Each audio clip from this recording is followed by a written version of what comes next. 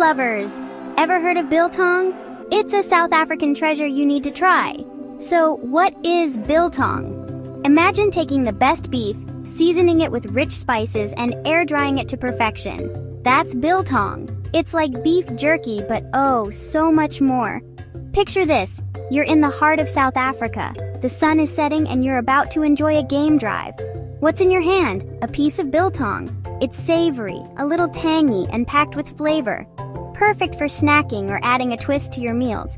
Making biltong is an art. First, you select the finest cuts of beef. Then you marinate it in a blend of vinegar and spices. Think coriander, black pepper, and a touch of nutmeg. After marinating, you hang the meat to dry. This slow-drying process can take up to a week, but trust me, the wait is worth it. The result? A deliciously chewy, flavorful snack that's both high in protein and low in carbs. Biltong isn't just food, it's a part of South African culture. Whether enjoyed at a braai, that's a barbecue folks, or as a quick snack, it's a taste of tradition. So, why not give it a try? Head to your nearest specialty store or order online.